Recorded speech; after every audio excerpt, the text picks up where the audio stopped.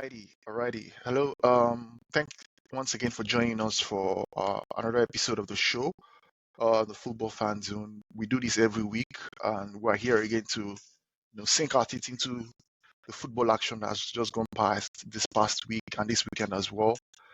My name is Emmanuel Dueme as usual. I also have Chooks joining us as usual. Chooks, how are you doing?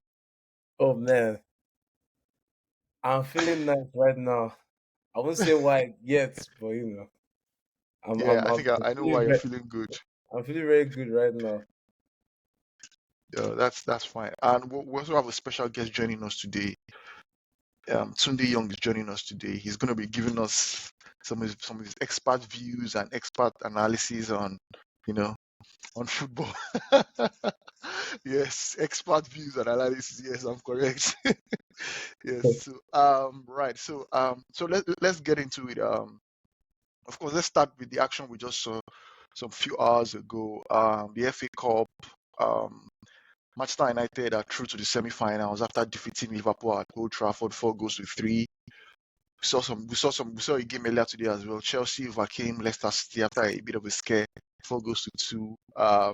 Yesterday we had seen Coventry City from the Championship defeat Wolverhampton Wanderers of the Premier League as well. In another dramatic and interesting game as well, 3-2. And then we saw the holders, Manchester City, doing what they know how to do, but just getting the job done, and then they're also in the semi-final. So the draws has been made. It's Coventry versus Manchester United, and then Manchester City versus Chelsea.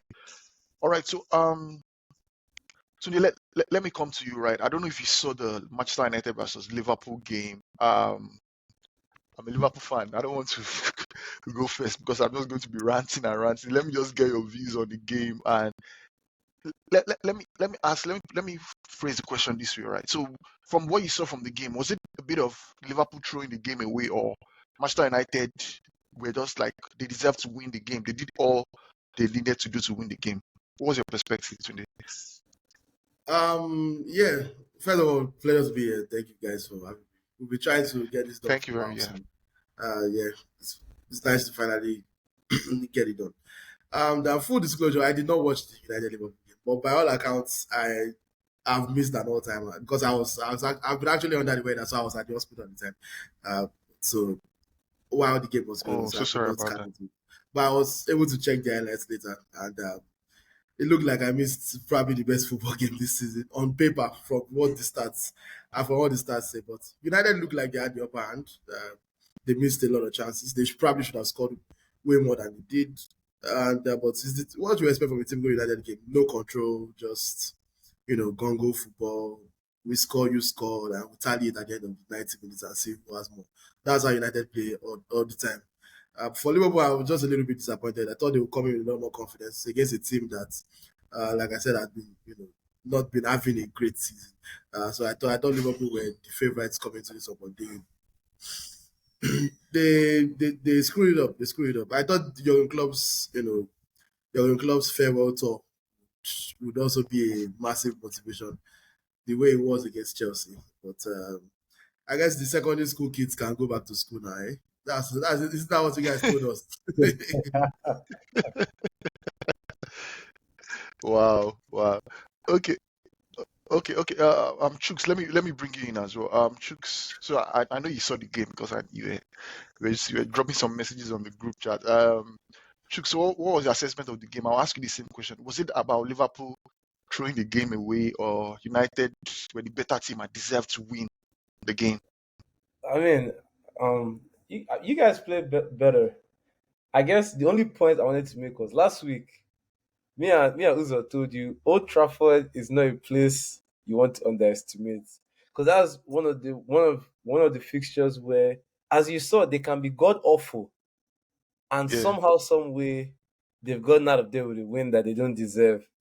But hey, I don't care because you were shouting quadruple since January, so now there's no quadruple. But you guys played better than you were supposed to win the game. How you didn't win that game, I don't know. But it's just what United does. They know how to look bad for 120 minutes. And guess And what? then they'll still They've, win. they've left with a win. And Ten Hag will probably make it sound like they were supposed to win that game. Yeah, I kind of agree with what you said. As a Liverpool fan, I just feel like there were some parts of that second half where we started the second half very well. Like for the majority of the second half, Liverpool was in control of the game. The game was there for the taking. It was just like everybody was just waiting for Liverpool to score the killer goal because it was 2-1 for majority of that second half. So it was until like the 86th or 87th minute when United found the equalizer, and it was just so disappointing. Which one I ought don't know more? what happened. Did the result ought more than Anthony's goal? Because I know that's going to be painful for I Anthony don't to even know. score That's a very against you. tough question. I didn't even know Anthony had the right against foot until against today. Van Dijk. Against Van Dijk too. Yeah. Man, it's I won't. just I won't talk too much. yeah. I think another thing is, as a Liverpool fan, I think if we're being honest with ourselves, right? So we've seen it like throughout the season. We've always tended to give opposition. I think we've been lucky up to this point of the season. Like we've always given the opposition we've played opportunities. Teams have always created chances against us. For some reason, our goalkeeper has been saving us, or our defenders have made some timely interceptions. But today, it just felt like we ran out of luck. We're just, and then Manchester United just, Anthony, like you said, fair play to them, fair play to Manchester United. I felt like they also like stuck in. You could see that they came into that game. They knew it was like a cup game, a one-off game. So they came in. They just forgot about how they've been performing in the Premier League. They came in with the mindset that, oh, this is Liverpool, our rivals. We must make sure we go to the semi-final at their expense and stop the whole farewell, club farewell or whatever people call it. So yeah, fair play to them. I don't know. I don't know. I don't know. Tunde, is there anything you want to add before we leave this subject? Yeah, shout out to Anthony. Myself and a lot of people found out today that he has a right foot. I did not know that. It was a fantastic finish. And I hope it's a Yeah. springboard to confidence for him because there is a player in there. Definitely doesn't cost 85 million, but there's a player in there. And it would be nice to see him. Yeah, to see him regain his confidence off the back of that goal. Yeah. Yeah. I don't know. Anthony scoring against like my club is just so disappointing. It's something that rivals we used to. And the annoying thing is that there's an international break, so no chance for us to bounce back and get back and say, "Oh, let's Yeah, get back to winning ways." it We have will we it will have to stay marinate on for this 2 weeks. loss. You have to stay on the loss for like 2 weeks, before.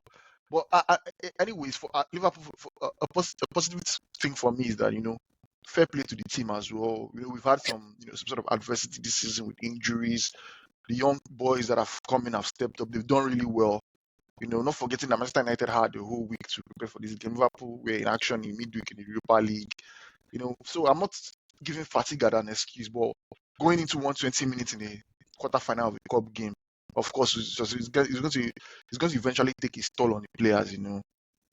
It's physically draining, and especially the way Liverpool play. Tries to press from the front. Yeah, fatigue is I mean, there's a something I'm point. going to There's a point there. try and There's lean a on to. point there. I wouldn't entirely put it on fatigue, but there is Yeah, a point there. The fact that United also had longer yeah. to prepare for this game, we played on Thursday, in the Europa League as well. So that might have played a part. They probably did not need another extra time. You could tell from the way they were giving the ball away in the extra time, especially for the United third and fourth goals, that maybe fatigue had a part to play. Absolutely. Yeah, absolutely. Yeah. Okay. So before we move on from the FA Cup, right? So like I mentioned earlier, so the draws have been done, right? So the semi-final draws have been done.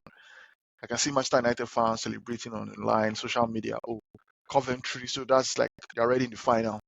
So it's between Manchester City and Chelsea to decide who the other finalist will be. I don't know. I just don't know. So what club do you support, or are you a neutral? I am unfortunately a Chelsea fan, so Unfortunately. Okay, fair. Okay, okay, then let me ask you then, how do you rate your chances to win this FA Cup? This is like the only thing you guys have to play for this season. How do you rate your chances? Looking at the other teams I that mean, are I would left. love to win it. I would love to win it to save our season, to save Pochettino's reputation. But objectively, Yeah. there's no chance. Come on, Even though Chelsea have actually had 2 good games against City this season, City in an FA Cup Yeah. semi-final at Wembley, I don't know. Even though Chelsea's record at Wembley in semi-finals is quite good, it's in finals that we've lost 7 of the last 8. But in That semis, his record has been poor, Chelsea yeah. are quite good in cup semis. But I don't know. I really don't know. There's not a lot to be optimistic about from a Chelsea perspective this season. But hey, the stars by that line. City hopefully will be engaged with other things like the Champions League, the latter stages, and the league title running. Probably devote less attention to an FA Cup semi-final. Probably play a weekend squad against Chelsea. And who knows? The fact that Chelsea have also had 2 good games against City this season, so maybe the chips are stacking in Chelsea's favor ahead of that one. But I'm not very very confident, to be honest. I'll snatch an extra time win. I'll take a penalty shootout win. However we get it, just advance to the final. But another part of me, do I really want to advance to the final? Because like I said, Wembley finals of late have been bad experiences for Chelsea fans. Yeah, 7 defeats in but the at some last 8. point, but at some point you need to like end the bad run. So Yeah, at some point, yeah, who in says fact, the last final that Chelsea yeah, won at Wembley, the one out of the last 8, was against United in 2018. I think it was the Eden Hazard penalty yeah, to win the final by a goal to them. So maybe they can run it back because United have Coventry. I think their place in the final is pretty much guaranteed. So maybe Chelsea yeah, United can run it back. Let's see. I think that would be an yeah, even higher stakes final. 2 teams that absolutely need this trophy to save their season. yeah. It's going to be very interesting. Yeah. Absolutely. And another thing about it is City. I know as a Liverpool fan, I think the FA Cup we won it 2 seasons ago. I remember the semi-final against Manchester City. They did not start. They didn't start De Bruyne. There was no Foden. They didn't start their key players because I think they were looking ahead. I think they had the Champions League. It was this semi-final against Madrid. So that FA Cup semi-final was like kind of like down on their priorities. I remember that season very well. So they didn't start De Bruyne, no Foden, and one other key player. I think Bernardo Silva also. But And that's the Liverpool, thing. As a Chelsea fan, I can't confidently say that Chelsea will beat them even if they don't start everyone. Who did Chelsea play in the FA Cup final, in the EFL Cup final against Liverpool? We played Liverpool's second or third team and still lost a game that we were destined to win. So I can't confidently say that even if City play a weekend score, Chelsea will still win. That's just the reality of things right now. So it's what it is. Okay, Chooks, let me bring you in. Like, so out of the remaining 4 teams now in the FA Cup, who are you predicting to win it? Who do you think is going to win it? I mean, City are looking for a trouble, man. So they are gonna take all their games serious, and they have the depth to play all those games. So I'll have to go with City. Okay, of course. I'm sure if we do a poll now, majority of the Yeah, polls everybody they has say to go with City. But deep down, if I was to, if I was to live in fantasy world for a minute, I would like Coventry to go win it because I don't like any of the other teams that are left. I know as But an Arsenal fan, in case you didn't notice, Chooks is an Arsenal fan, so he doesn't want any of the other teams to win it. But for me, as sorry, you sadly, wanted to say it, sorry. I'm not in that fantasy world, so it will have to be Man City. Yeah, okay. Well, for me as a Liverpool fan, after the disappointment of being knocked out, I think I'll lean for Chelsea to win it. I think I want Poch. I like Poch. I like Poch. Poch is like a nice character. I want him to win something. Especially they say Poch doesn't win trophies. So why don't you use this? When everybody's like writing you off, your back's against the wall. Why don't you win this FA Cup for Chelsea and save your job as well? So I'll be rooting for Chelsea to win it actually because I know Coventry can't win it. So I don't like both my star clubs. So I can cope with Chelsea winning it.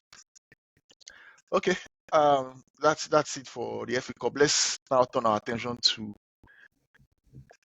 let's turn our attention to the Champions League right now before we come to the Premier League. So the Champions League, right? The draws were done some days earlier as well.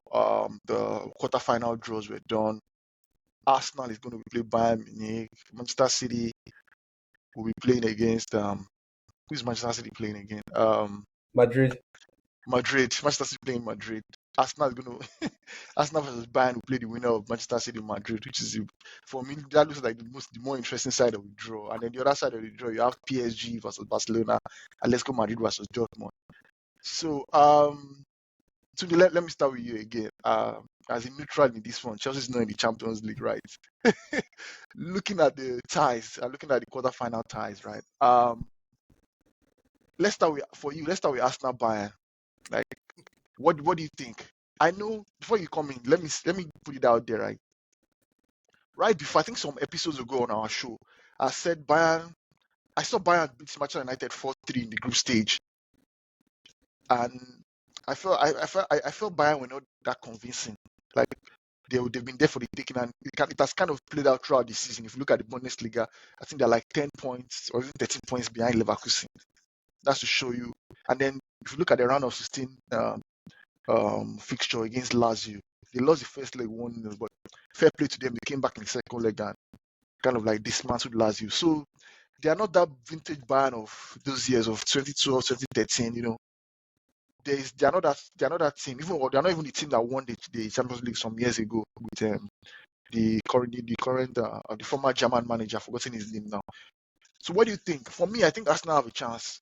And if I'm to predict, I think Arsenal might actually go through over the two legs. Let me get your view today. What do you think? Every team has a chance. Every team that has come this far, like literally statistically, has a chance to win it. Especially when Of course. even remove the semantics and look at Arsenal, one of the best teams in the world this season so far. I say all of that to make the Arsenal fan here feel comfortable before I say what's really on my mind, which is that you are going to lose again. I am sorry. I don't know. I like that. I don't know how else to say it to you, but it's just the simple truth. I recently said it in one of my videos that lots of Arsenal fans have taken that personal. I don't know if it was my delivery or if it was the actual one. Do you genuinely believe that you can beat Bayern? Where can I find the video? Let me go and bookmark it. I'll send it to you guys.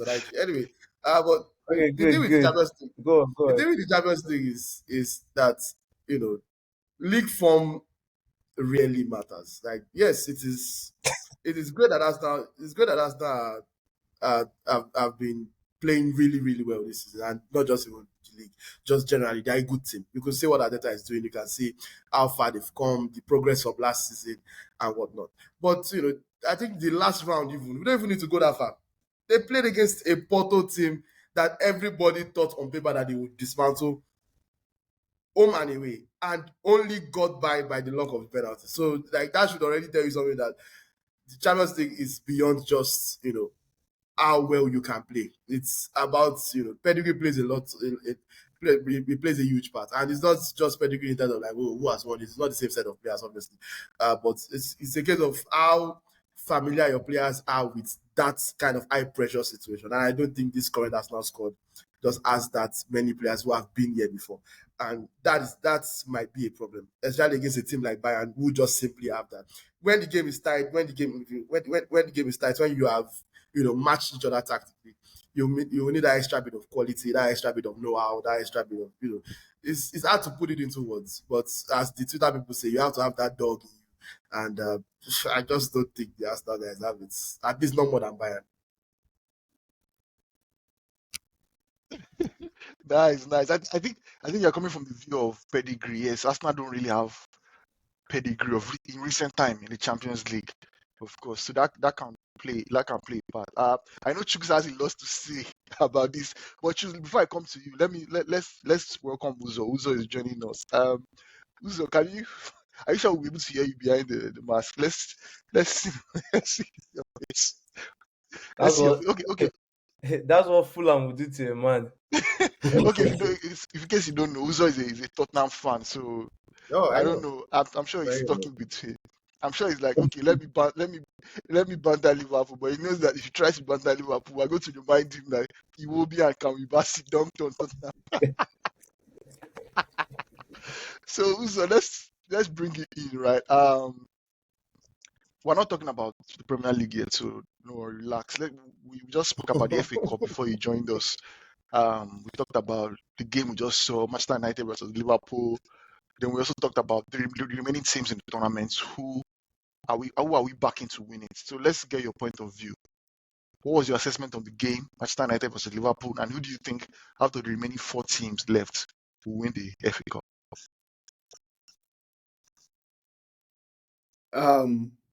I'm not here. Uzo is not available right now. This is his stand-in. Uh, my name is Ozu.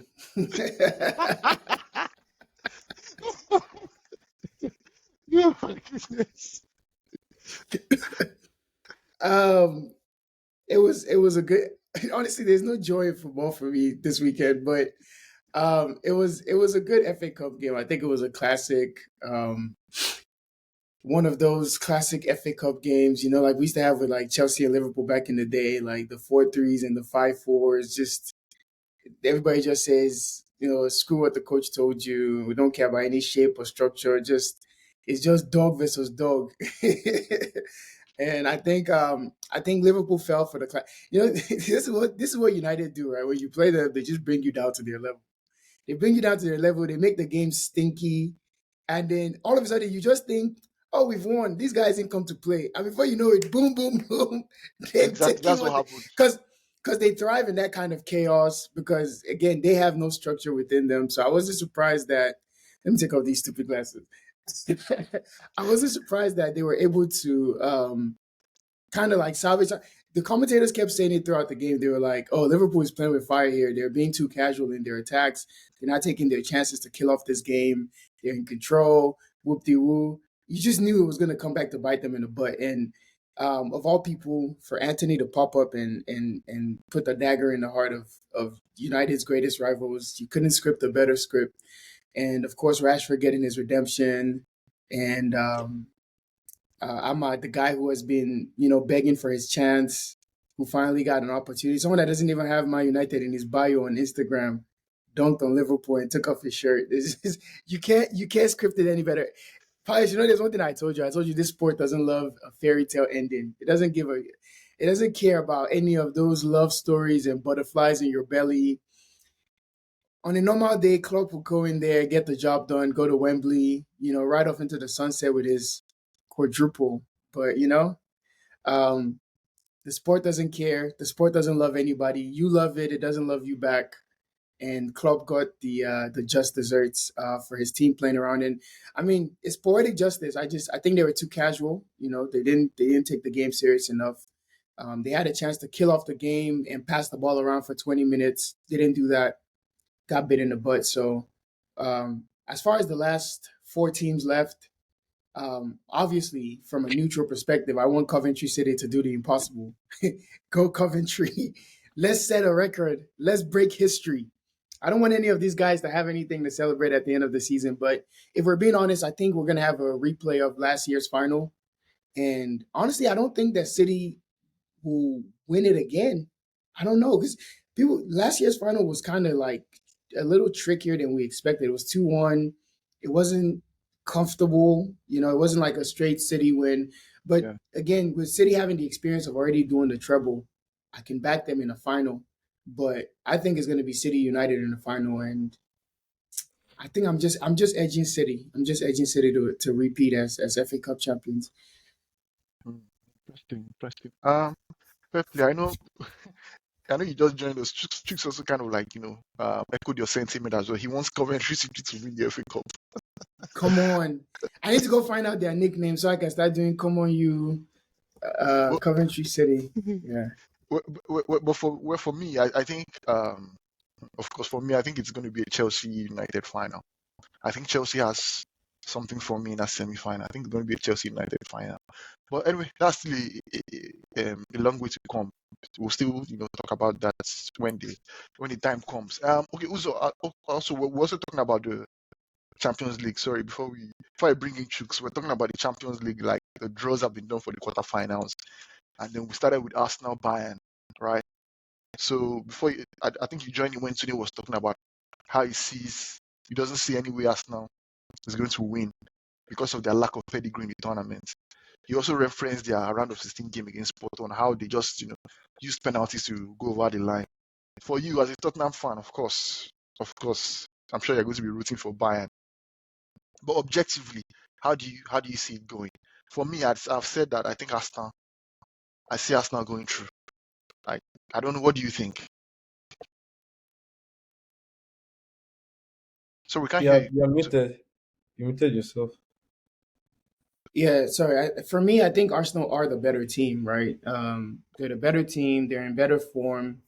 I think right now, besides Bayern's attack, Arsenal are pretty much better in every other department. Um, Maybe goalkeeping as well. I think you still give Neuer the edge. But also, like Bayern's dressing room stuff, there's a lot of chemistry issues. But then there's also the fact that they pretty much are out of their league, so they probably only have this to play for. They know the coach is not going to be there, so maybe all of their eggs are in that basket, and they just you know they want to leave with something. I don't know. It's a really hard one to predict because like I was hearing Tunde talk about like heritage and pedigree and Yeah, dog, and the one thing I'll disagree with him on is I think Arsenal have shown that they have dog in them, at least this season. Like I think last season you could have accused them of that, but I think they've had a lot of like high profile fixtures this year where they've kind of risen to the occasion. Where like in years before they would have crumbled. Sorry, Mention one, today.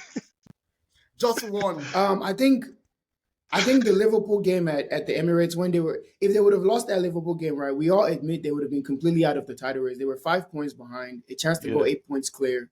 And I think everyone would have pretty much shut the coffin on Arsenal and said, that's it, season is done.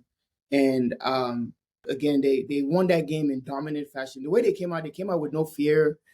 Even the Porto game, right? I know it was a cagey game, but it was one long screamer at the end of the first leg. And then Porto really didn't really have a sniff for the rest of the entire tie. I think the XG that they conceded over both legs was like ridiculously low. They didn't look uncomfortable. They were just bad going forward because Porto did a great job stifling. I just don't think it's been a question of like heart or like courage. And I hate to say this about Arsenal, but again, Bayern have more dog. I agree. But I don't think that Arsenal are just like the same team from last season yeah, where they're just going to completely die under the pressure. I think it'll be a good game. I don't know if the fan thing has any advantage with them pretty much going like they're gonna have a packed stadium with absolutely no representation for Bayern. They'll probably find a way to get in, but it won't be like an away support. I don't know. It's really tricky. I think it's all on the first leg. I think Arsenal have to take at least a 2 goal lead going into the Allianz Arena. yeah. If For the not, second one. I think if you go there even with a 1 goal lead, you probably don't get out of there going through to the next round. But it's definitely going to be, I'll say this, is going to be Arsenal's biggest test so far. Like this current iteration of Arsenal. Like, who are you? I mean, Chooks and I have been talking offline all the time, and he's been wanting to see his team in these kind of moments. So it's like, this is the moment. This is what you say you're this, you say you're that. This is where you prove it. Like, you Yeah, go play Bayern over 2 legs. No one cares how you get it done. If you get it done, you get your respect. If you don't get it done, then you're pretenders. And from what I've seen, I don't think they'll die under the pressure. I just think it'll be a good game because Bayern have Um, nothing else to play for but the Champions League. So I do yeah. agree with Today, you on sorry, you want to say that. something? I agree with you that this is not the Bayern of old, and on paper, Arsenal are in fact the better team. And my dog statement was not about their desire or their courage. I would never question anybody's desire. Only them can know how much they really want it. But one of my favorite quotes says, "In high pressure situations, you don't rise to the occasion; you sink to the level of your training." So, meaning basically, it's muscle memory. Have you been here before? Have you done it before? So that's really it's a reason that Let's Go Madrid are in the quarterfinals and Inter Milan are at home. It's Inter Milan have Inter Milan Chicks. are arguably the best team in Europe this season. Inter Milan have been playing better Yeah, football than Manchester City. Inter Milan had 9 goals conceded by January. That is mental. And they were scoring a lot too. Played Atletico Madrid, came to the Wanda Metropolitano with a goal advantage. And everybody was saying they were going to advance. But this is Atletico Madrid on the Champions League night at home with 1 goal deficit. It was never going to happen. I tweeted about it so many times. It was never enough for me that Atletico were going through. And I just can't help but feel that same way about this Arsenal game. Granted, I'm hoping that the Arsenal team can prove me wrong because when they do this, you can no longer use this against them and say, "Oh, have you been there before and done it before?" Then the Bayern game becomes their dog moment, their reference moment. And say, "Okay, yes, we did it against Bayern. We can do it against anybody." They match anybody quality wise, but the Champions League has proven that quality is really not enough. And if not, the best teams will just win it every year. City will probably have like 6 Champions Leagues in a row by now if it was just entirely about quality. But it goes a lot more than that. And that's why I think that Arsenal have faltered a little bit. So last season they were also good in the league. They faltered a little bit because they were just not there yet. Right now, they might have enough for the league, but this Champions League season is their last season, Premier League season, if that makes sense to any of you. So this is like them testing the waters in Champions League for the first time, and maybe from next season we'll become more confident in them being able to do. So it's really nothing against Arsenal fans, even though I'm a Chelsea fan myself, and I personally invest emotionally in your dissatisfaction. That's not what's happening. I'm being objective as like Arsenal can do it. I just don't think they will. Okay. I know Chooks has been itching. I think I agree with that. The last thing he just said, like the way he framed it with Atleti and Inter, I think I agree. Where like Champions League is more than just quality. It's about know-how. So I agree. Okay. I still don't back Bayern though. I just they're just so stinky. It's so stinky this year, bro. So stinky. I want to bring Chooks in. Chooks has been itching to this is his club. You guys have just been hitting him. Arsenal, I know he wants to say one or two things about this tie, right? So Chooks, you have the floor. Arsenal Bayern. Let's go. I mean, I was going to ask, all the Champions League Chelsea won, why didn't they use it to come and play Champions League this season? This is only about heritage. Today is giving you the sign. 2 Champions League. Divide them. Yeah. First thing I would say is people are being too disingenuous about that Porto tie. Porto on paper had the second best defense in the group stage. We were first and they were second. And you guys saw how they played. Those guys didn't have any intention of trying to open up. It'll be different with Bayern, of course, because Bayern are not a defensive team. They are actually going to come out and play and give us space. And I'm praying, just like I told Uzo, Saka was never going to waste his world-class game against Porto. Give us Alphonso Davies 1v1. Don't double team my boy.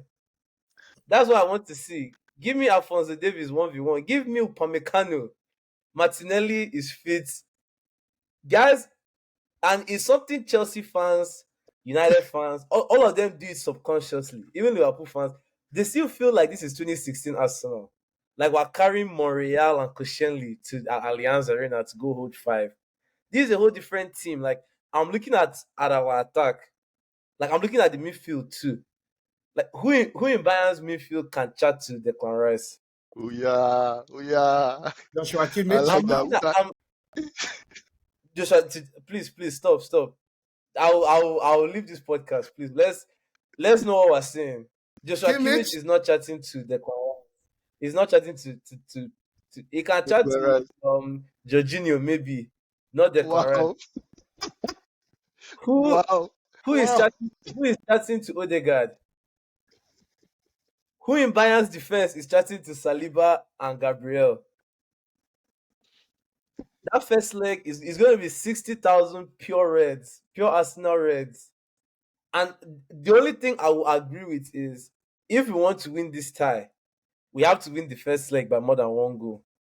It needs to be very comfortable. Because I will also agree there's some part of heritage to any competition. I don't really think it's even heritage. I think it's just what's the word? Like when you've been in a situation so many times that you're just calm. So you're not as imagine we're going there with like maybe the score is 1-1. We have more pressure because we're trying so hard not to lose. Meanwhile, they've been here before. They're just going to look for a way to win. So I would say if we do win the first leg, which I feel like we will, because I just feel like we have more quality than them. Like I've watched a few Bayern games, and it's not the same Bayern Munich that used to strike fear into everyone's. I remember if you get matched with Bayern Munich, you're remembering like Robben, Ribéry, like you just feel like you're going to get killed. The only person that scares me is Harry Kane, and it's not because, and I'm not even scared of him because he's a Bayern player. I'm scared of him because it's us. He always scores against us. He finds the guy is a rat. He finds a way to score against Arsenal every single time. So I already know they are getting 1 goal at the Emirates. But we need to score 2-3 goals and try and close that tie early. But that's not gonna happen. This is the time for my club to make people like Tunde respect us. You better send me that video. I respect Arsenal. You better send me that video. Because this is the moment for people to respect us. If we go, and this is what's going to happen, Pius. Let's say we knock out Bayern Munich. Guess what's going to happen next? You need to do it against Madrid or Man City. Yes, of course. So maybe it might never end. But I'm just excited to be in this moment. Guys were expecting us to lose to Porto. We almost did. Maybe this second leg, Saka didn't have a good round of 16. Martinelli didn't have a good round of 16. Havertz didn't have a good round of 16. So those boys can't play to that level the next round. Somebody else has to step up this next round. But I for sure back my defense and midfield. We have a core of Declan Rice, Saliba, and Gabriel. I'm ready to go to war any day.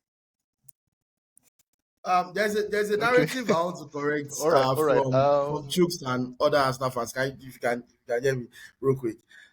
Arsenal have beaten Porto, but Yeah. I don't feel that we have to lie about how the tie actually went, because everybody keeps acting like Porto just sat back and you stopped Arsenal from playing, and that's the only reason the game was so close. But my eyes and the numbers say otherwise. From the first leg, Porto had 8 shots on goal, 8 shots, 2 on goal, that's 2 on target.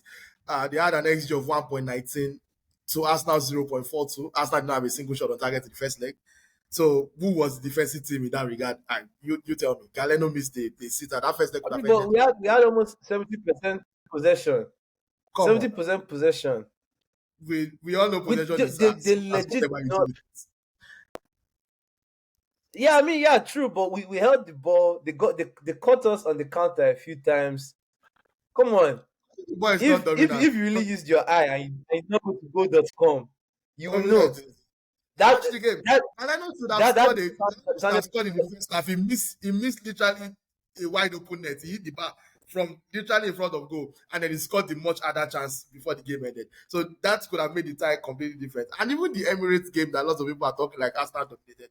This after 120 minutes of football, by the way, 0.92 XG, not even up to 1 goal in 120 minutes of football. 13 shots on goal to Porto's 10. How do you play 10 shots on goal as a defensive team? So like that, But I feel you have advanced, but stop lying. That's my own. Don't need to lie about that. there's no line. If you watch the game as you claim you did, you see they were very much defensive. Catching us on counter here and there doesn't mean that, oh my god, they came out to play. That was their game plan, was to allow us the same way and even in the Premier League, anything that plays us, they allow us to keep the ball and see if they can counter attack. Just because Porto, yeah, the first leg we didn't have any shots on target because they are a great defensive team. Anyone that has played them this season would let you know. You saw what 41-year-old Pepe was doing. But one thing I know for sure is Bayern Munich don't have the kind of defense Porto has. So let's dance. Upamecano. Let's have this dance. Eric Dyer. Who's on your man, Eric Dyer? Can you guys hear me? Yeah, we can hear you. I think Tunde is having some connectivity issues. I was enjoying the debate between you guys, Arsenal and Bayern. I need Tunde's Twitter. I have somebody to harass now. Yeah, I'll share with you after the show. Okay, I think we can move on from this tie. Let's talk. Okay, Tunde is back. Let me bring him in. Hello, Tunde. Sorry. Can you hear me? I think you had network issues. Network went off. Okay, do you have anything to say? We want to move on from Arsenal Bayern. We want to talk about some other ties. No, I'm done. Okay, all right. Okay. So the other side of this particular draw is Real Madrid versus Manchester City, and I've also been seeing online back and forth between both sides. Real Madrid fans saying, "Oh, this is going to be a different tie from last season." Remember last season? I would say Man City decimated Real Madrid in that tie, and it was almost like you couldn't believe that this was Madrid of when we are talking about pedigree or we're talking about dog in the Champions League. Also bearing in mind what Man City did to them in the previous season, that's 2 seasons ago as well. So this is another interesting tie as well. Uzo, let me start with you for this particular tie, Madrid Man City. I'll raise my hand up. I've not seen a lot of Madrid games this season, but it just feels like I don't know. They are not that Madrid of those years of, we say, 2 seasons, 3 seasons ago, where you could say, "Oh, Madrid, this is like they can go all the way in the Champions League." I don't think even their fans, and also there's a bit of panic, like they are scared of Man City. So there's that. This is another tie that you say, is in the balance as well. You can't really say. What's your views on Madrid, Man City? I don't.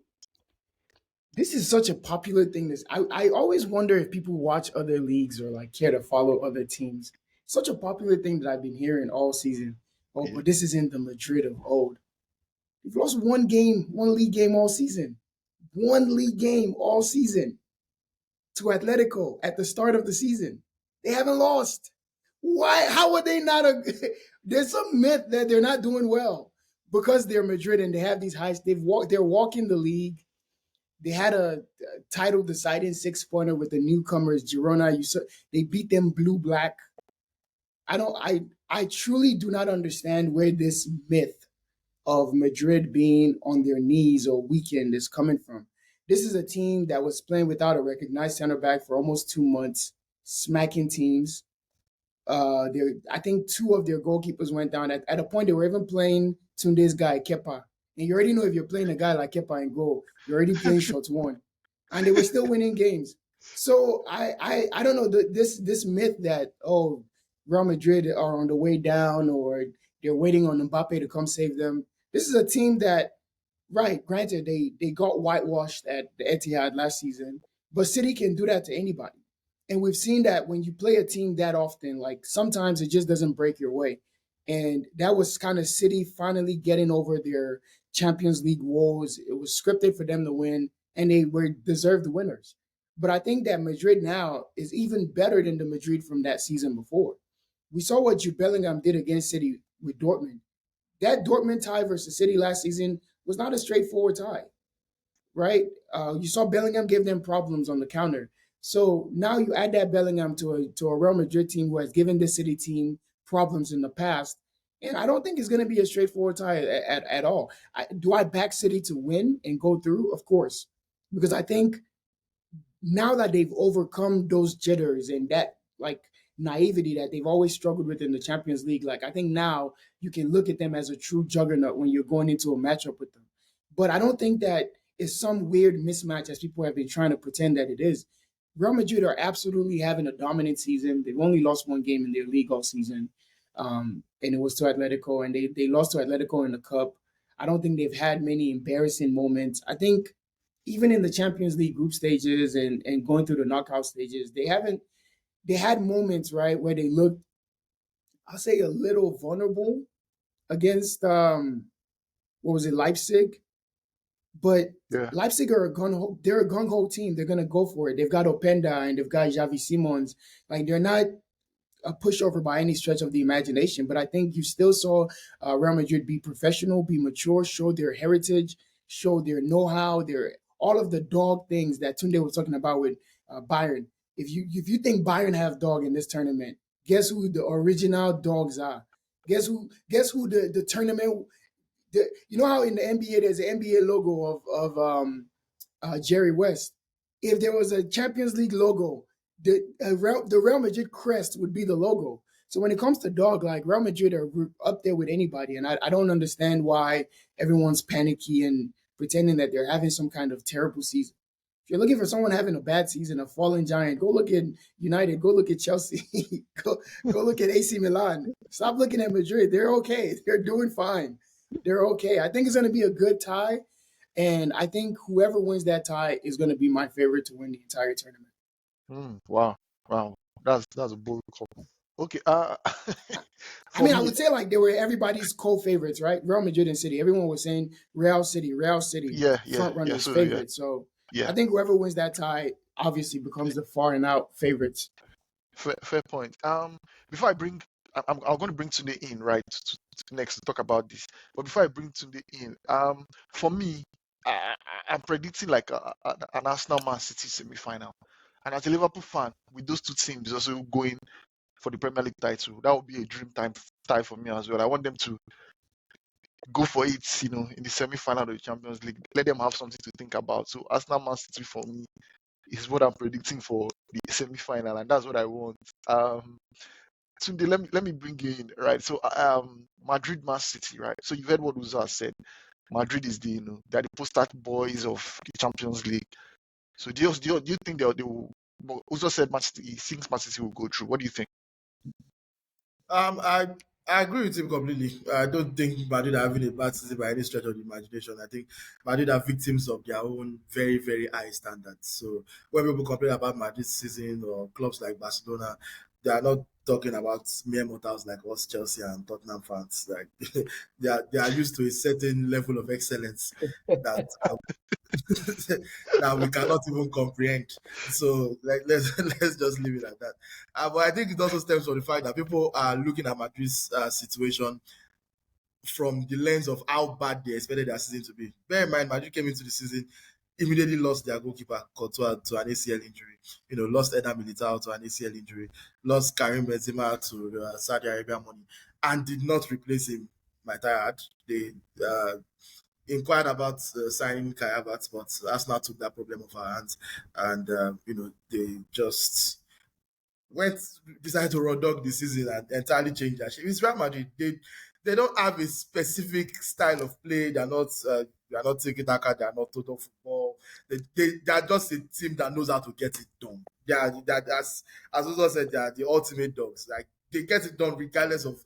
There are no excuses. Carlo Ancelotti was playing Dani Carvajal and Tchouaméni as his backup, as a central defensive partnership in a title contending game against Atletico Madrid, and they were avoiding defeats. They were going on winning runs with Dani Carvajal and Tchouaméni. And the best part of all this is you never actually hear their manager complain about anything, because who do you want to complain to? Get it done, or they will find someone that will. That's how it works. Nobody cares about the player's development or whatever. It's about winning. Can you win or can you not? So that's for Real Madrid. And I think that this time will mostly go in their favor. I think because bear in mind, Manchester City are not as good as we are used to. They are still pretty good.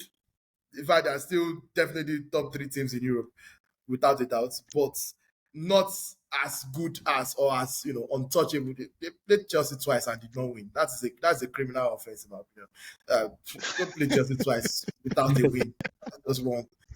So yes, City are definitely beatable, and I think that Real Madrid will do it. Although again, this is definitely not an open and short case whatsoever. City definitely do have the tools to beat Real Madrid, and vice versa. I want to lean towards Real Madrid. If it's too close, I side with history. It's sort of how I did with the Arsenal Bayern game.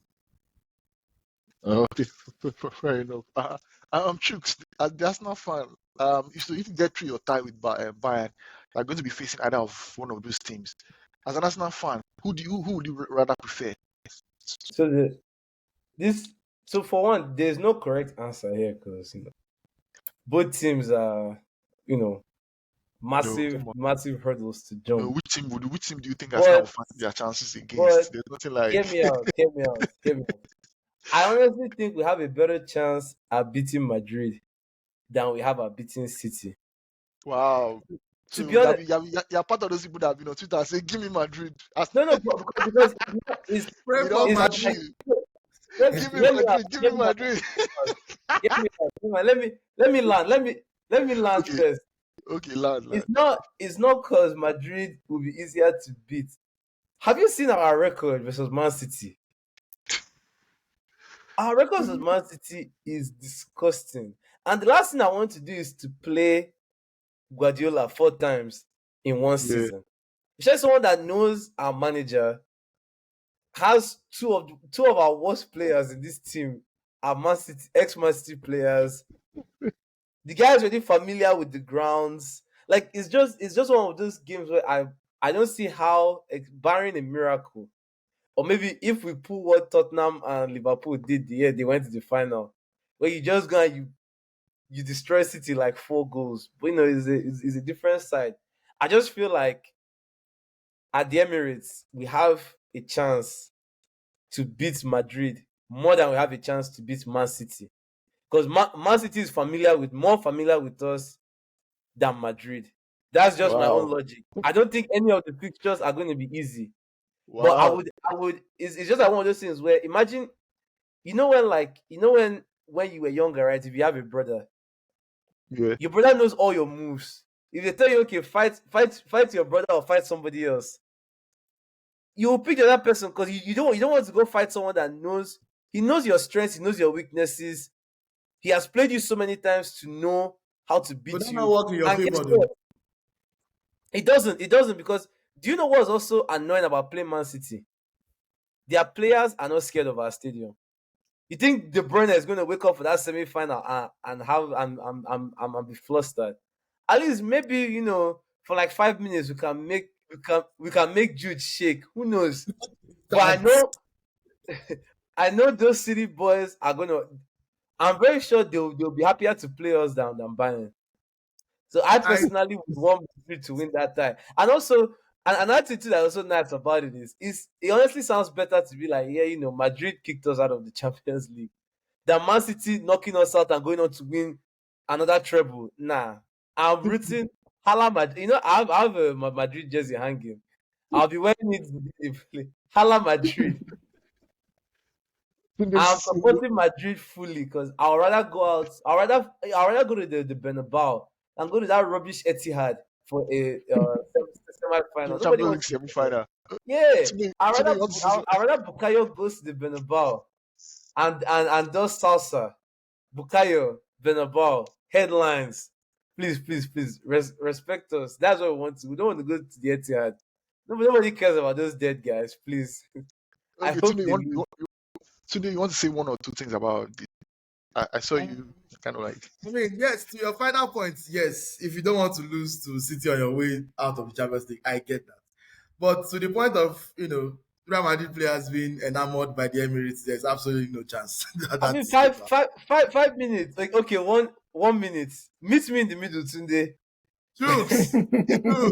Jokes. Real Madrid, literally a year ago, this was in February 2023, Real Madrid went to Anfield, considered 2 goals at the great Anfield on the Champions League night with the crowd bubbling and won 5-2.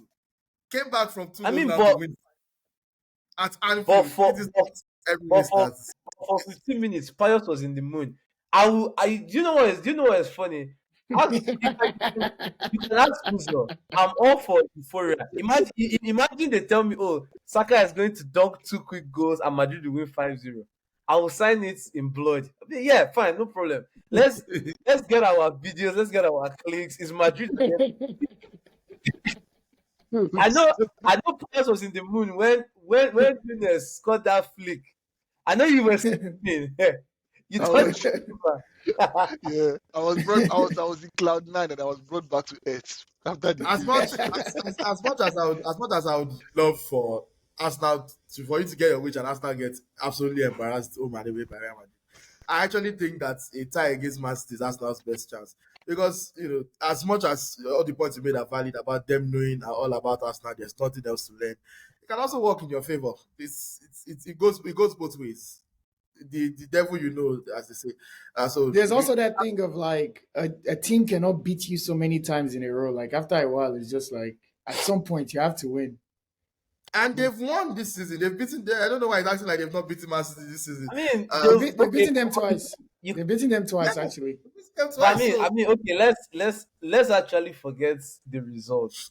Those 2 games. Can you say okay? Yeah, like if you replay those 2 games, it will be the same score. It's not yeah, like but like that's like the Liverpool beating. Man, we held their neck. Pius couldn't breathe for 90 minutes. What I did to his club for 90 minutes, if we replay that game 10 times, it might even be 8-0. But the Man City game was cagey. Like, it wasn't like, oh my God, Arsenal just wiped the floor with City, which is that's the levels you have to reach in the Champions League. You have to be somewhat dominant. yeah, Because but true, usually the win. the Champions League is different though. Like in this run, since Pep Guardiola became City manager, they've gotten knocked out by Tottenham. No disrespect to Uzo or anything, but Tottenham, they've gotten knocked out by Tottenham. They've gotten knocked out by Liverpool. Like what's This team was knocked out by Monaco and Lyon, and we're still the team that everyone that Tottenham, yes, Monaco, Monaco Olympic were Lyonnais finalists knocked them out. before Tottenham even knew what Champions League Oh was. my But yeah, God. that's The first club in England to win a European trophy. Put some respect on our name. Put some Can you- respect on our name, Can you Tunde. show us a picture of said trophy? Hey, it's Well, it's- before cameras were invented. Google is free. Google is free. No Well, problem. No. See, the only reason today doesn't want to go back to those times is because there was no sugar daddy back then for the lovely Chelsea boys. They were whipping boys. I will It's have you okay. know. I will have you know, Uzo Save and the Chooks. bridge. I work in your favor, Chooks. That the season that Arsenal actually did the invisible in the league, that Arsenal went unbeaten in the league. Nobody ever asked what happened to their Champions League campaign. Why? Because they lost to Chelsea pre-Mourinho in the quarterfinals. People tend to leave out that fact in the middle of their unbeaten season. They lost to Chelsea before Chelsea were good in the quarterfinals of the Champions League, which goes to show that same country ties can actually work in your favor as as the lesser fancy team. Yeah, as the It's underdog. not a Yeah, league game. It's yeah. not a league game. It's a Champions League game. You come yeah, into it. we have Yeah, Super okay. Kai Havertz, so I'm confident. Oh Okay. yeah, now Kai Havertz, German. Thank thank you, by the way. I will actually send you something small, so a small package to show my appreciation for Appreciation for giving me Kai Havertz. Havertz. Yeah, Wow. a small package for Kai Havertz. Okay, guys. Okay, so let's so the other ties, right? Let me just quickly say something about Atletico Madrid, right? I don't know. I just feel maybe this is Simeone's time to win the Champions League. I don't know. People are not talking about Atletico Madrid, but for me, I don't know. They have a chance, Why not? Simeone, Atletico Madrid they've kind of been unlucky, They've lost, I think, 2 or 3 finals to Real Madrid, So they've gone close. I don't know. I think they have a chance as well. Nobody seems to talk about them. I feel that they have a chance. What do you guys think about Atletico Well, they Madrid? do. They do, and they are even on the I easier don't. side of This the this draw. not his time to. I think the end of the road for him is the semifinals. Simeone's great. I've Yeah. been hearing people randomly try to throw him in top 10, top 15 all time. Just relax. This new generation, everything is just absolutely blown out of proportion. But they don't have a good side. That's the problem. This is not the Atleti that he took to the final. At least those teams had some recognizable, you're not taking, with all due respect, Memphis, he's a tidy player. You're not taking Memphis and Morata to a Champions League final. Like, let's be guided. I Hmm. think I Hmm. picked them against Inter, same with Tunde. And remember, like on the pod, I was saying, like, at the end of the day, like, you're going into the Metropolitano with a slender lead. It's not going to be pretty. I think they may get past Dortmund. I think everyone's brushing Dortmund aside a little bit too easily. Because I think, honestly, quality for quality, there's not much difference between Atleti and Dortmund. I'll just be straight up and say that. But for either of those clubs, the end of the road is after that. Whoever they face, which I think it'll be PSG anyways, I think whoever they face is just going to have too much quality for them. And Hmm. so now if it's Barcelona versus Atleti, then, Simeone has a chance to familiarity, context. I think he might be able to get through in a two-leg tie. But honestly, I just don't think they have enough quality in the side. Like, I think he's a great coach, but I just don't think this is the Atleti that can do it. And then to now say to win it, that's a bridge way too far for him. I think they're always going to be the team that everybody's looking for in the next round and in the final. You'd be happy for them to go through. So, yeah. Okay, fair point. Okay, so right, let's leave the Champions League now and talk about the Premier League, right? So okay, so next weekend we're heading for international break, and then after that we'll be back the following weekend to resume the hostilities of the Premier League, right? Tunde, let me come to you because since you're the special guest and you've just joined us, I and the other guys have had our say on the Premier League title race. How we see it going? Personally have said the Premier League title race is going to go to the final day, right? I don't see any of those 3 teams, Manchester City, Arsenal, or Liverpool, winning it like with 2 or 3 games to spare. I just feel there'll be twists and turns. There'll be drop points for all those 3 teams between now and the end of the Premier League season. So for you, how do you see the Premier League title race playing out? I also want to chip in as well that all those 3 teams are involved in Europe. Manchester City are involved in Europe. They have a FA Cup semi-final against Chelsea to think about. All those things will come into play, right? And he could eventually have a say on who wins the Premier League. So what do you think? Where do you think the winner is going to win it at? Where do you think the other teams are going to lose it? Uh, wow. I think this one is actually going to be that is already a title race for the ages. But in terms of going down to the Yeah. final day, I agree with you. We've seen title races go down to the final day between two teams. I don't think we've ever seen one go in which that on the final day the title can go to any one of three teams. I don't think I've ever seen. So already it's a title race for the ages. On paper, I would Or say that even though sorry, let me just say, or do you see? Let me just ask another question, right? So all three teams have 10 games to go, right? And do you see a situation? I don't know why anybody's, but I don't know. I'm thinking about what about a situation where out of those three teams, one of those teams just fall off, kind of like they have like maybe they lose like 2-3 games and then they're out. So it's just remaining two teams that will go like maybe 5 games to go. That's also a possibility. We might not see all three teams contest for it on the final day. That's something that can happen. I actually think we will see that. I think we will see that because these three teams have shown that they have the quality and consistency to, win games in this league. And even Arsenal, a lot of people like to, make fun of Arsenal for claim that Arsenal choked last season and whatnot. But even the supposed choking, when did it happen? Like the final 4 or 5 games, certainly not as early as 10 games, to the end of the season. I think that we'll see a very, very close run. I think it's whoever falls off will come from the fact that they were not willing to give up their other commitments. Now, City have shown that they have the capacity to compete, favorably on multiple fronts. Arsenal have not shown that so far. So at some point, they might be posed with the options of focus on Champions League or focus on the Premier League.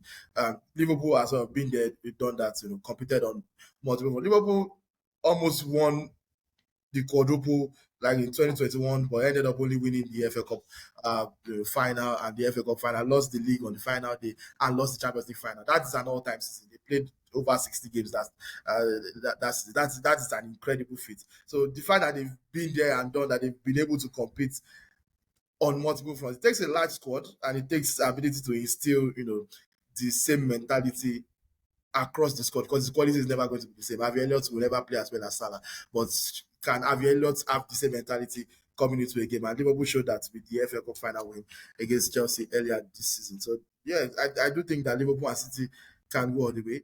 Arsenal can go all the way too if they are willing to, sacrifice. Well, the universe might make that decision for them anyway. Bayern might knock them out of the Champions League and leave them with the league, to just focus on that. But yes, if in the event that they make a deep run in the Champions League, they might need to prioritize and decide where to put all their attention because I genuinely do not think that they can focus on the semi-final tie against Real Madrid as well as the Premier League title run. I think something will have to give, and I just don't think they will be able to do it. But other than that, if they can sacrifice Champions League or whatever other distraction, focus on the league, I think Arsenal can do it. Even though on paper, I would say they probably have the toughest fixtures of the three, just going by what we see on paper. But Arsenal are quite good. Arsenal have earned the respect of other Premier League teams. Forget what the fans say. I know Chuk said that fans still see them as that team from 2017 with Mustafi and them. Fans will talk, but in the long in the long run, fans' opinions don't matter much. It's in the actual teams you play against respect the hell out of you. You can tell that teams are genuinely scared of Arsenal. And even in Premier League games this season, yeah, you can tell that Arsenal have gotten to the confidence level where they play like they are going to score. Like there's an assuredness with the way they play. It's not like there's a difference between being a good team and being a team that just knows we've won this game before a ball is kicked. You are a great Premier League team as well, but we are going to beat you simply because we know we are going to beat you, and there's nothing you can do about that. And that Arsenal have that air of inevitability about them that is reminiscent of Man City a little bit. So yes, I'm leaning towards Arsenal a little bit. It hurts me as a Chelsea fan to say this in the Premier League title race that I'm leaning towards Arsenal, but it is the reality. And wow. Yeah. Okay. Okay, Uzo, let me bring you into this, right? So as the other neutral in the title race, right? Um, so I think the last time we spoke, there was still a shred about there was still a doubt about how the Champions League ties will go. So now we know, okay, Arsenal are into the quarterfinals, Man City are into the quarterfinals. We've seen the fixtures that they have to play. If they get past the quarterfinals, we know who they're going to play. So factoring all those in all that in mind, right? Do you where do you think this title race will be won and lost, right? So like I was saying, as a Liverpool fan who is involved in the title race, I was saying, oh, I would love Arsenal and City to go far. So maybe semi-final. Or so let them have something to think about, like in terms of the title race, right? So what's your view on that? How do you think Arsenal and Man City and Liverpool, how do you think the title race is going to play out? Um, I still think it goes down to the final weeks. I think I've changed my mind about it going down to the final day. I think there's just way too much variance now. Like the odds that all three teams continue to match each other is very low. Like in a way where like on the final day, all three can still win it. Win it, yeah. I feel like it's a very low chance that happens. Obviously, the team that I want to fall completely out of the picture is Arsenal. Of course. And we're gonna have our say in maybe which one of these teams loses a little bit of momentum coming up in this next month. So that's gonna be exciting to watch as well. But um, I don't know. I think that where the distinction can be made is in these final 10 games because we've seen the strength of schedule, and I think right now Arsenal probably have the toughest run in, followed by City and then Liverpool. I think where the difference is going to be made is in those kind of trap games, the smaller games. Because I think that's somewhere like Liverpool have really struggled in the past is beating the smaller teams and not just leaving with a draw. Like that's come to bite you guys in the butt, like in 2 or 3 title races where you've been really, really close, but too many draws, too many moments where you're playing a lesser opposition and you just cannot find that moment of brilliance have come to bite you in the back. So I think that that's one key part that all three teams will have to have their antennas up for is those games that aren't so, because when you're playing so many exciting and high pressure, high profile games, it's very easy to like, get lulled into the back and forth of, uh, Real Madrid, Champions League semifinal, Champions League quarterfinal, FA Cup, this, that, and then kind of forget about your regular opposition, like, playing a random Tuesday night game against Forest or something. So these are the kind of moments where I think the title is going to be decided is by those smaller games, those smaller opposition, and playing a team that's fighting for relegation, playing a team that may be fighting for Europe or whatever. You need to still be able to get the job done and be able to rise in those occasions. And I don't see all three teams being able to match that step for step. I think that with City, I'm scared. I'm scared because from what I've seen of City, in that Liverpool game, I think even till now they're still yet to beat any of the top 6 sides besides United, who aren't really even top 6. They're just big 6. So they haven't won a single game against the top 6, including Villa. So it's kind of weird. Like that's not something that you usually say of City. Is they're able to rise into in the big games, and I've seen them be outplayed at Villa Park, and Villa were deserved winners, 1-0 winners on the day. Like they absolutely outclassed City. I've seen Chelsea go and outclass City on over 2 legs now. I've seen us go to their stadium with Emerson and Ben Davies at center back pairing and leave with a draw. I've seen Arsenal beat them. I've seen Liverpool absolutely dunk on them with Bradley and Bobby Clark and these guys. You know what I mean? So it's kind of scary because I don't think they're showing the same levels that they've shown in previous seasons. So I don't know. It's going to be an interesting race. I just don't think it comes down to the final. I don't think that anymore. I think one of these teams here is going to fall really, away. really like fall away.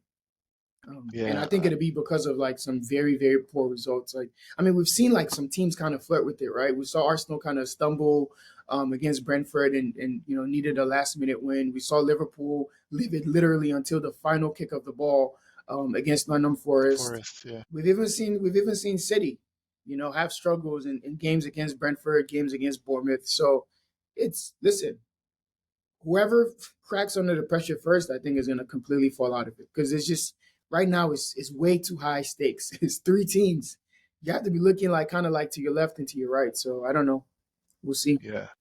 yeah, yeah. We'll see. I don't think I need to ask Chooks. I know Chooks was obviously going to say, Arsenal is winning it. In fact, I'm sure if I ask Chooks now, Chooks will say Arsenal is going to do the double: Premier No, League, Champions League. one. I'm not you. One game What do at you a mean? You're time. not me. No, What do you mean? you are shouting quadruple, and you've Oh allowed my to score on you. Me, I'm not you. What I would say though is, as an Arsenal fan, I want to see my manager's man management skills now, because now he needs to be able to trust other players. So we can't play the same lineup in the league, in the Champions League, all the time. And players will have to step up, just like what Tunde said. Like, you see with Liverpool, Javier Elliott is not Salah. But one thing both of them have in common is they will give you the same intensity. Might not be the same skill quality. set Yeah, or the same quality. But if it's like what I see from your young players. They come in and it feels like they want to die playing for the club. yeah, That's what we will have to see. Guys like Eddie and Jesus, I don't like them, but they are going to see a lot of minutes now. Fabio Vieira, Smith Rowe, all these guys will have to come in. Let's say we play City, Luton, and Bayern Munich. The City game is going to take a lot out of our players. That yeah, Luton game, I'm expecting the manager to rotate. Don't start Bukayo Saka that game. Keep him fresh for Bayern. But what does that mean? Rhys Nelson might have to come in, or Eddie might have to play, or Jesus might have to play. Odegaard will have to get some rest, so Fabio Vieira will have to come in. Thomas Partey is healthy, Tomiyasu is fit. So I think we have the deep squad and quality in that deep squad. But our manager is very allergic to rotating players. Once he doesn't trust certain players, he doesn't play them. Or he only plays them when he knows they can't harm him.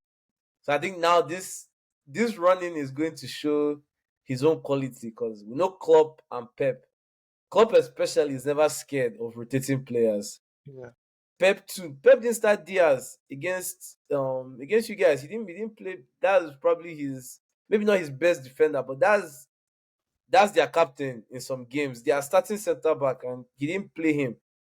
If it was us that if Ateta doesn't play Gabriel, me included, fans will start to shout and start to talk. But as a manager, you have to learn to not think of what the fans will say and rotate, keep fresh. And I also think it's not going to go down to the last day with those three teams. I don't think it ever has gone down to the last day. One team is going to fall off, yeah, and we don't know who that will be. I'm hoping it's not my team, but I don't think three teams can get the results needed. The only way it might go down to the last day, just from experience, is if City is the first team to drop points. I honestly feel it can go down to the last day because subconsciously the only team I'm worried about is Man City, because I honestly feel that they are the only team capable of winning those 10 games. Just because that's what happened last season. yeah, I don't like to say we bottled the league because these G's went 18 games unbeaten. I'm sorry. If that's what it takes to win the league, then nobody's ever going to win it anymore. Like mm, they went close to 18 straight games and didn't lose a game. That has to enter the realm of unfair. Like they didn't even draw. I think the, yeah, the the first game they drew was the Brighton game, and by then they were already champions. yeah. So So yeah, so I get you, but I wanted to say Liverpool has also done something similar as well. I think we've had like there was a season yeah, where you we're guys, you only guys have been the ones to match them. yeah. Even But I apart from mean, even the season where we're not even in the title race, there was a season we're going. I think we're fighting with Chelsea and Leicester for the fourth position. Or like so it was Chelsea, Leicester, Liverpool fighting for third and fourth. So three teams were fighting for two places. I remember that season we were very poor. We had injuries and we had these two young centre backs. I've forgotten their names now. Kabak. Was it that Yeah, Kabak and one other guy, some very funny guys. Yeah, Van Phillips. Dijk was injured. Nat Phillips. Yeah, that season. We won like 10 games on the bounce, and we sealed our. You're talking I think about we the one finished where third Allison scored ahead of against Liverpool. West Brom.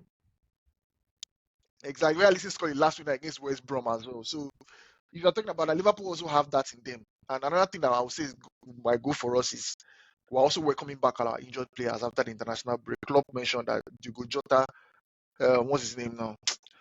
Trent Alexander-Arnold, Konate, they're all going to be back. So it's going to be, or if you're talking about a team, I just wanted to bring it in that Liverpool too can also go on that kind of, let's not write Liverpool off and say no, they can go on kind of like winning run. But of course, Yeah, but Chooks does as Liverpool make a there's some solid point games about the title race with City not being a normal title race. Because it's happening in real time, we tend to underestimate the fact that we are genuinely witnessing one of the most dominant teams in the history of football. And I'm sure Man, you have to be involved in it to understand.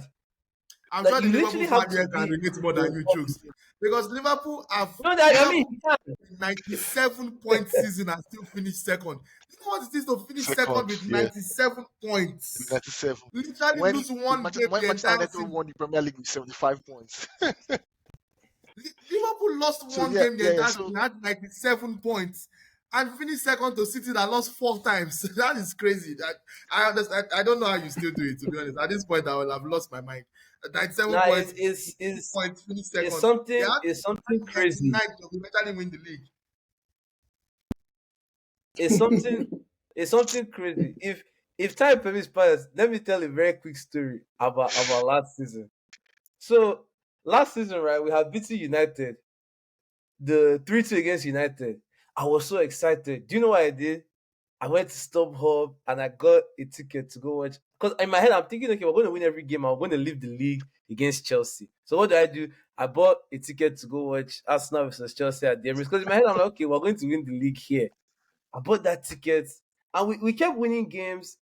After that Europa League exit, we drew the Anfield game. We drew the West Ham West game. Ham game. We now drew Southampton. Southampton at home. That So was I was killer. flying out of America, right? Because I already bought everything.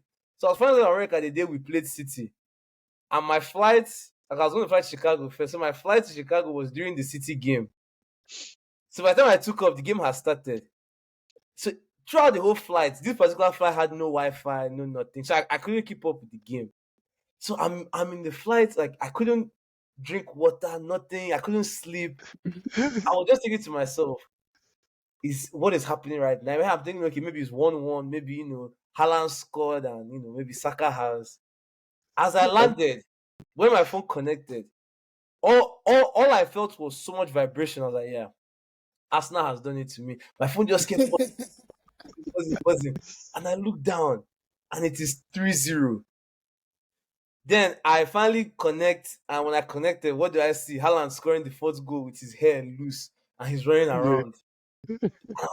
I was so dejected. I remember when I even got to London, I ended up not even watching the Chelsea game because of the Queen had passed away, so they had to move the game, which I was happy for because I got a refund. I wasn't even going to be happy watching that game because the league had gone. But I remember throughout that whole period we were drawing games, I couldn't even celebrate the draws because City just kept winning. And it wasn't like they were winning games, they were just dominating. First half, the game was done, on to the next. I remember when they played you guys, I'm thinking, okay, Liverpool has something for me. And you put allowed Grealish to look like prime Leroy Sané. Grealish and Gundogan were running around, dragging people's head. Man, so unless you are in a race with these guys, it's so difficult. We need to take points off them at the Etihad to start with. Tottenham need to find a way to take points off them. I don't know who else they played as. Hey man, Tottenham need to find a way. Villa needs to find a way to take points off City. Because I'm sure Tottenham will gladly lose the game. Chooks, listen. I'm unavailable. Wow. Okay. Something for me. Because Man City is a problem. I'm hoping they get the Chelsea treatment soon. Let them disband their owners and give them American owners. Now, Man City deserve bad owners because they have Arsenal, Villa, which our game is tough. Spurs, and that's all. They don't have. Yeah. They play Luton, they play Forest, they play Wolves, Fulham. Like those teams are not even fighting for relegation, maybe except Forest and Luton. But man, I don't know. City scares me a lot because when they get into that groove, it's muscle memory. They've been Yeah. here the last 4 or 5 years. They're already used to it. Longer than that. Yeah, so I don't know. I'm very They've much been, scared. they've been there since 1819. They've Yeah, been in they've a been all title race title every races, season. yeah, Every since then. season. Another reason why I don't even want to see them in the Champions League because it will be muscle memory for them today. They're like, oh my god, they woke up and they are seeing Arsenal in the Champions League semis. They'll be licking their lips because they will flog us and not come back to the league. Okay, Something okay, needs to happen. Those yes. 115 charges, man, they need to get removed from this league. We can't do it another year. This will be the last year we see this rubbish. Okay, right, right. So I think the title race is going to be one to watch over the coming weeks. It's going to be very interesting, twists and turns. Like I was telling, I think shows before the start of the show, it's going to be like a seasonal thing where you can't wait for the next episode to come out. You know, so it's going to be interesting. Okay. So because of time, right? So wanted to bring Tunde on during the AFCON to talk a bit about Nigeria and how everything was unfolding at the time, but we couldn't get him. So, but we were able to get him now. So I want to quickly touch on or ask him on his views about Nigeria. So at the end of the day, of course, we lost the final, so we had to settle for silver medal. And now there's been talk about the coach contract is up and he's going, and then there's a search for a new manager, and then there's crucial World Cup qualifiers coming up in like 2 months' time against South Africa and Benin Republic and a whole lot. So Tunde, my question to you then would be in terms of the next manager for Nigeria, because I think there's still rumor that Peseiro might still come back or they might still try to get him a new contract. Do you want Peseiro to come back? And if you don't, who do you think should be given the job? I've been hearing some local coaches, Amunike and some other names. What do you think? Down Pesaro to come back? No, absolutely not. Yeah, it did a great job at the AFCON, but that's a bubble. That's a tournament, and Nigeria have always been a tournament team anyway. It's the qualifiers and the friendlies that have always been our problem. This was our 20th AFCON, and we made the semi-finals all but 4 times. That's a ridiculous record to be pretty much guaranteed a semi-final appearance, regardless of who is in charge of the team, what the era is, what the country is going through. Yeah. Show up at the AFCON, you are almost guaranteed a semi-final appearance because you're Nigeria. That's just how it is. So I'm not going to say I'm particularly impressed by Peseiro's activities at the AFCON. I don't think that 1 month of football should cover nearly 2 years of, call it what it is, incompetence. And he made the smart business decision, live on the high, he got paid the huge amount of money was being 6 months in arrears, got a MON, got a house, got cash gifts for getting a silver medal. That's when you leave. What else do you want? That is exactly when you leave. Exactly. And I like that he didn't overstay his welcome. He got the memo and kept him moving. They've tried to offer him his job back. He turned them down. I know that reliably. And Nigeria have 2 friendly games coming up for this international window break. against One of them Ghana. one of them is more than a friendly game. It's whatever your grudge match, it is still a friendly. So against Ghana and Mali. And bear in mind, we still do not have a coach for that. Everybody assumed that since Pesero is not in charge, the technical director Augustine Egba will step in as he used to, which is also part of his job. But the NFF put out a statement to categorically deny that and said he's not, and the position is vacant, which leads many of us to ask, who then compiled this 26-man squad list if you come out to say vehemently that we do not have a coach? So these are never change. These are the questions. And the international break is next week. We've spoken about it earlier, and we still do not have a coach. Last week there was an official, official, unofficial post on Facebook. I saw it on LinkedIn as well about the Super Eagles vacancy. So you guys feel free to apply. You never know. Anything can happen. I was about to ask you if you're applying today. She asked Adams to go apply so he'll coach Chelsea. You'll have Anything can working experience. Yeah, anything can happen. But yeah, I'm not worried about defenders. Who should be the next coach? There's a matter of who we want and who we can afford. There was somebody that fits both categories. Tom Saintfiet, the coach of Gambia, I've been begging and crying for this guy. Even he had been twerking for the Super Eagles for years now. He had been in the running. He's spoken about how he almost got the job and he didn't get it, and Get a Rock got the idea before he then took the Gambia job. And now he left Gambia. I thought, okay, perfect opportunity. This guy actually wants to coach Nigeria just for the pedigree. He knows we are going to owe him money and he's willing to do it. That's how you know somebody really loves you. And, just for the pedigree of having Nigeria on his CV. And but no, he has taken a job with the Philippines because we never approached him with the job. So he's the new coach of the Philippines, and they're absolutely loving him already. He took Gambia to their first AFCON and made it to the quarterfinals. Got knocked out by the eventual winners. So that's somebody that knows what he's doing and wanted the job. And we could actually afford him. He fits our $50,000 per month, budget. The other coaches, the other foreign coaches that have popped up, we definitely cannot afford. Every head ends north of 200,000 per month. So we are owing people 50,000 per month. We cannot afford 200,000.